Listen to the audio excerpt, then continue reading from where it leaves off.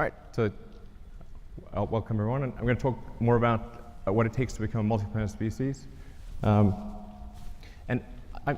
just a brief refresher on why this is important. I think fundamentally, the future is vastly more exciting and interesting if we're a spacefaring civilization and a multi-planet species than if we're not. You want to be inspired by things. You want to wake up in the morning and think the future is going to be great. And that's what being a spacefaring civilization is all about. It's about believing in the future and thinking that the future will be better than the past. And I can't think of anything more exciting than going out there and being among the stars. That's why. So let me go into more detail on becoming a multi-planet species. This is the updated design. Well, we're sort of searching for the right name, but the code name at least is BFR. In last year's presentation, we're really searching for what the right way, how do we pay for this thing? We went through various ideas, Kickstarter, collecting underpants. These didn't pan out. But now we think we've got a way to do it, which is to have a smaller vehicle, still pretty big, one that can do everything that's needed in the greater Earth orbit activity. So essentially, we want to make our current vehicles redundant. We want to have one system, one booster and ship that replaces Falcon 9, Falcon Heavy, and Dragon. So if we can do that, then all the resources that are used for Falcon 9, Heavy, and Dragon can be applied to this system. So last time you saw the giant tank, that's actually a 12-meter tank. And you can see the relative scale of it. It's 1,000 cubic meters of volume inside. We developed a new carbon fiber matrix that's much stronger and more capable at cryo than anything before. And it holds 1,200 tons of liquid oxygen. So we tested it. So we successfully tested it up to its design pressure. And then went a little further. So we wanted to see where it would break. And we found out where it would break. It shot about 300 feet into the air and landed in the ocean.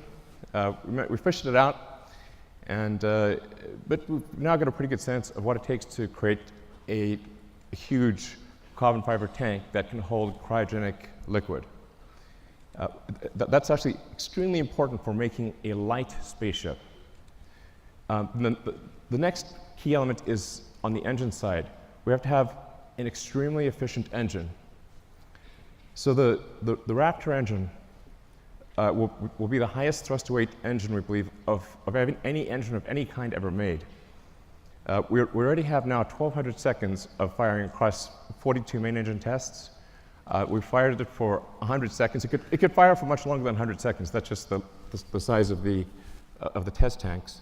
And then the duration of the firing you're seeing right now is about 40 seconds, which is the length of the firing for landing on Mars.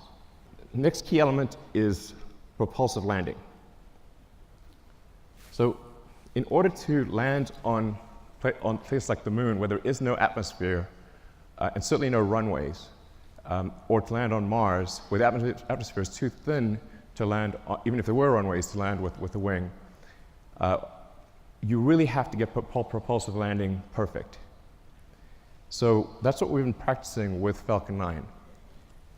So this is just a series of landing videos. I think these are quite mesmerizing.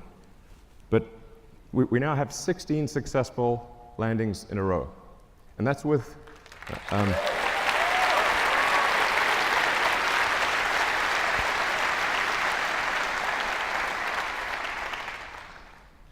really without any redundancy.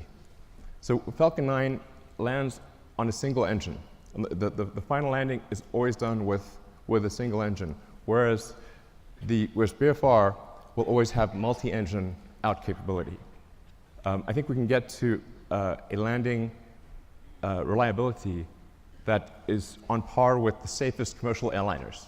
In fact, We believe the precision at this point is good enough for propulsive landing that we do not need legs for the next version. It will literally land with so much precision, it will land back on its launch mounts. So Falcon 1, this is where we started out.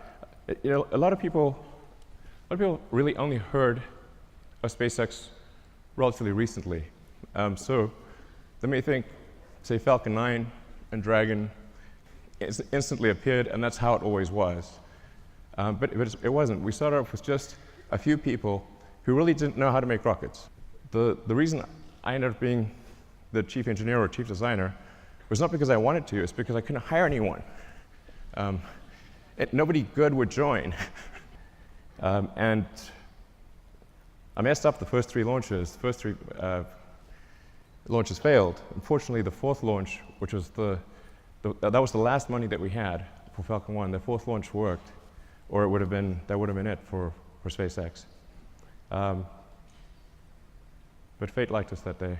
So the fourth launch worked.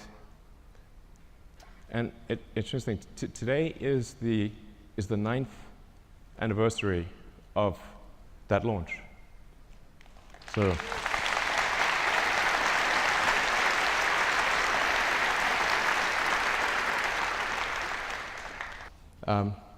but it's really quite small compared to Falcon 9. And hopefully towards the end of this year we'll be launching Falcon Heavy, which is Falcon Heavy ended up being a much more complex program than we thought. It sounds easy. Let's show Falcon Heavy actually. It sounds like it should be easy because it's two first stages of Falcon 9 strapped on as boosters. It's actually not. We had to redesign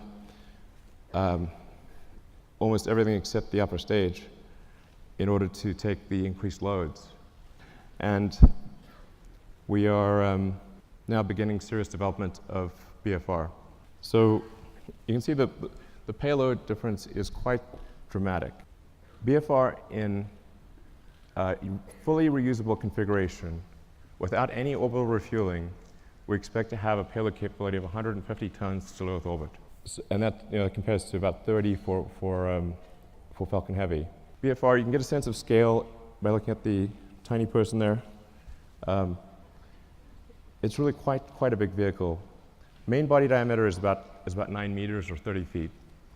And it consists of the booster is lifted by 31 Raptor engines that produce a thrust of about 5,400 tons, lifting a 4,400 ton vehicle straight up.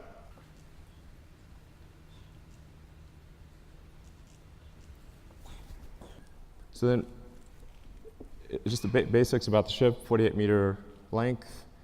Dry mass we're expecting to be about 85 tons. Technically, our design says 75 tons, but inevitably there's mass growth. So you can think of this as essentially combining the upper stage of the rocket with Dragon. It's like the Falcon 9 upper stage and Dragon were combined. You've got obviously the engine section in the rear, the propellant tanks in the middle, and then a large payload bay in the front. And that payload bay is actually 8 stories tall. In fact, you can fit a whole stack of Falcon 1 rockets in the payload bay. In a Mars transit configuration, since you'd be taking 3 months in a really good scenario, but maybe as much as 6 months, you probably want a cabin, not just a seat. So the Mars transit configuration consists of 40 cabins, normally about 100 people per flight to Mars.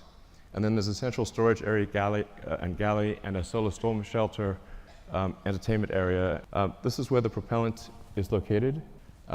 And this is subcooled methane and oxygen. So as you chill the methane and oxygen below its liquid point, you get a fairly meaningful density increase. You get on the order of 10 to 12% density increase, which makes quite a big difference. This is version 1. So I think over time, there's potential to increase that specific impulse by 5 to 10 seconds. And as I was mentioning, also increase the chamber pressure by 50 bar or so. And then for refilling, where you just saw the two shifts would actually mate at the rear section. They would use the same mating interface that they use to connect to the booster on liftoff.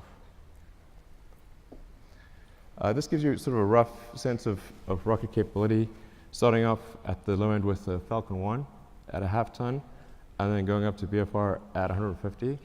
So I think it's important to note that the BFR has more capability than Saturn V, even with full reusability. But here's the really important fundamental point. Let's look at the launch cost. The order reverses.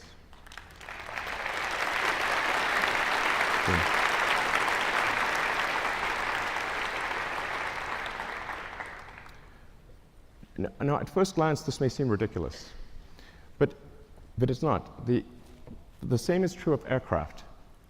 If you bought, say, a small single-engine turboprop aircraft, that would be $1.5 to $2 million. To charter a 747 from California to Australia is $500,000, there and back. The single-engine turboprop can't even get to Australia. So a fully reusable system, a fully reusable giant aircraft like a 747 costs a third as much as an expendable tiny aircraft. In one case, you have to build an entire aircraft. In the other case, you just have to refuel something. So it's really crazy that we build these sophisticated rockets and then crash them every time we fly. This is mad. So if you just fly BFR to orbit and don't do any refilling, it's pretty good. You'll get 150 tons to low Earth orbit and have no fuel to go anywhere else. However, if you send up tankers and refill in orbit, you can refill the tanks all the way to the top and get 150 tons all the way to Mars. And if the tanker has high reuse capability, then you're just paying for the cost of propellant. And the cost of oxygen is extremely low, and the cost of methane is extremely low. So if that's all you're dealing with, the cost of refilling your spaceship on orbit is tiny, and you can get 150 tons all the way to Mars. So automated rendezvous and docking and refilling, absolutely fundamental. So then getting back to the question of how do we pay for this system, this was really, as I said, quite a profound realization that if we can build a system that cannibalizes our own products, makes our own products redundant, then all of the resources, which are quite enormous, that are used for Falcon 9 Heavy and Dragon, can be applied to one system. What we plan to do is to build ahead and have a stock of Falcon 9 and Dragon vehicles so that customers can be comfortable if they want to use the old rocket, the old spacecraft, they can do that because we'll have a bunch in stock. But all of our resources will then turn towards building BFR. Based on the calculations we've done, we can actually do lunar surface missions with no propellant production on the surface of the moon. So if we do a high elliptic parking orbit for the ship and retank in a high elliptic orbit, we can go all the way to the moon and back with no local propellant production on the moon. So I think that would enable the creation of moon base alpha or some sort of lunar base.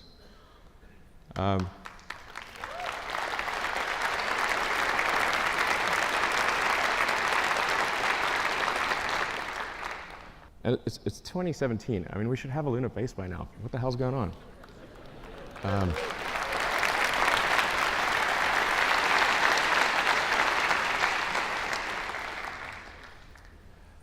And then, of course, Mars, becoming a multi-planet species. Beats the hell out of being a single-planet species. So, so we'd start off by sending a mission to Mars, where it would be obviously just landing on rocky ground or dusty ground.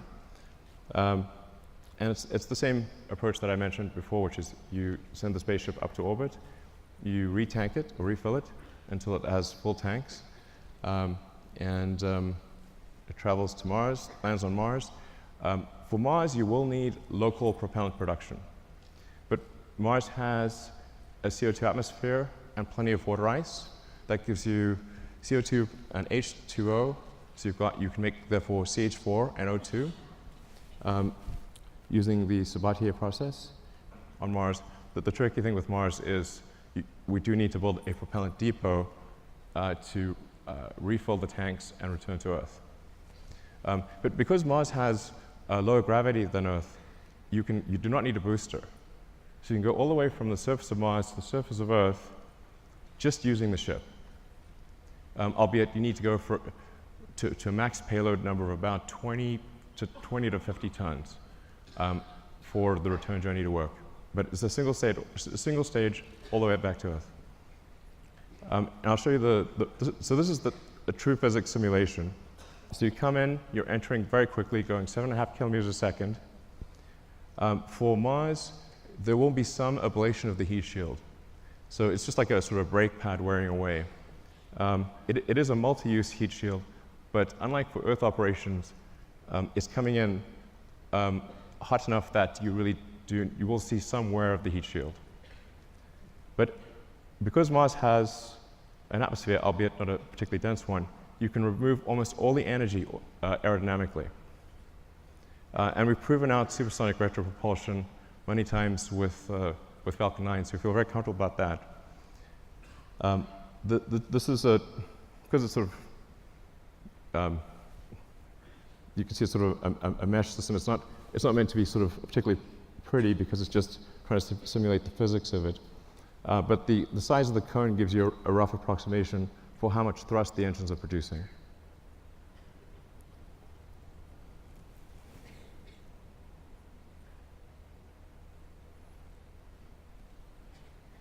That's not a typo. Although it is aspirational. So we've already started building the system. The tooling for the main tanks has been ordered. The facility is being built. We will start construction of the first ship around the second quarter of next year, so in about 6 to 9 months, we should start building the first ship. I feel fairly confident that we can complete the ship and be ready for a launch in about 5 years. 5 years seems like a long time to me. Yeah.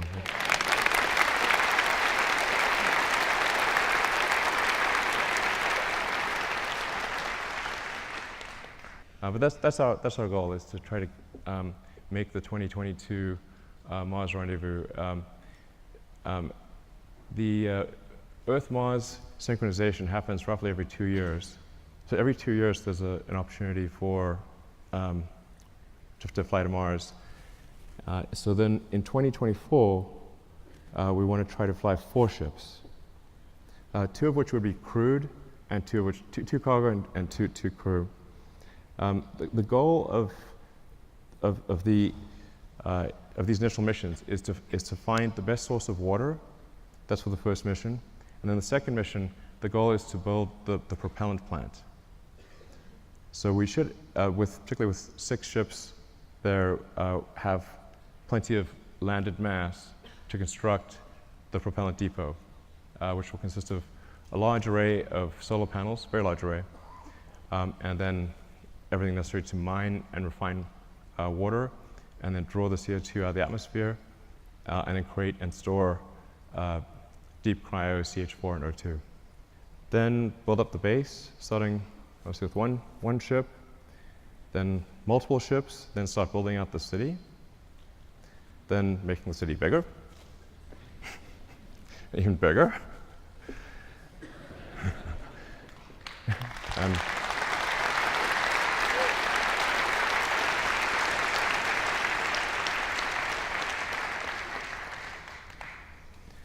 And over time, terraforming Mars, and making it really a nice place to be. You can do it, Elon. Thanks. Give me it.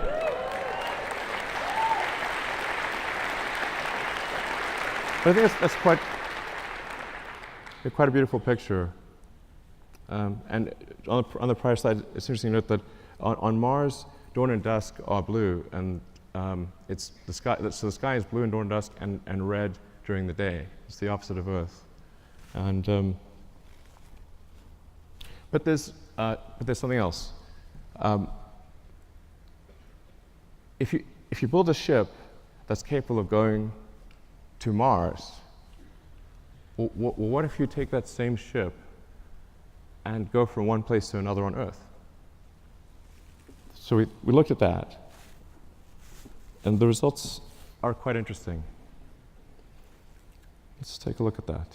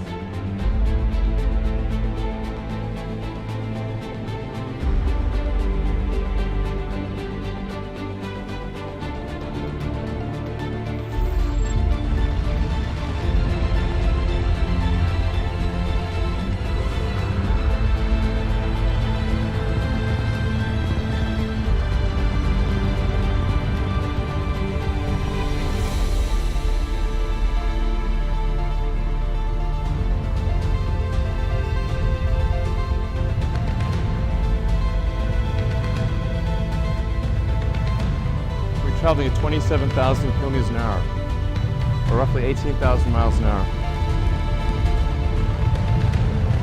This is where the propulsive landing becomes very important to get it right.